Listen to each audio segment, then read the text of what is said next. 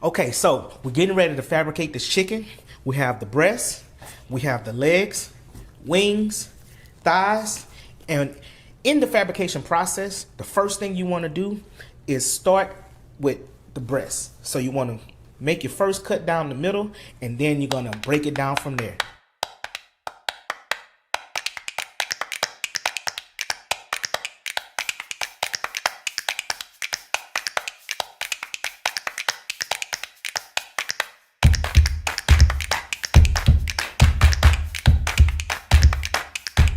Okay, so when you're fabricating the leg and separating from the thigh, there's a thin line of fat.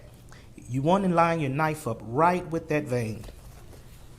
And once you do that, the knife is going to slide straight through, clean cut, both pieces.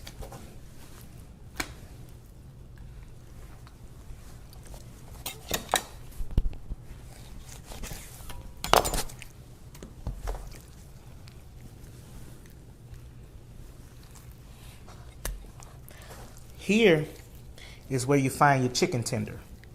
Just pull that off. You have a beautiful tender. Then you have what we call the wing breast. Now we can cut here and do an airline breast, but we want to separate everything individually. So we're going to separate our wing from our breast. Pull, come right off. Now what we have left is our chicken carcass.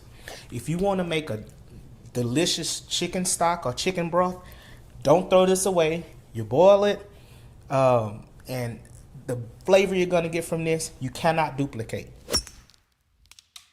Okay, so we're back.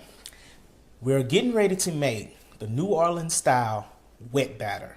If you wonder how some places when they fry chicken, it looks slightly different from when other places fry chicken, that's because you're looking at a dry batter versus a wet batter. So today in our wet batter, this is what we have.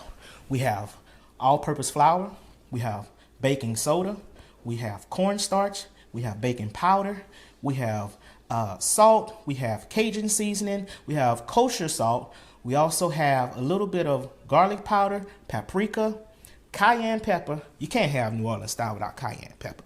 And we have black pepper and a little bit of water. And the recipe will be on the website.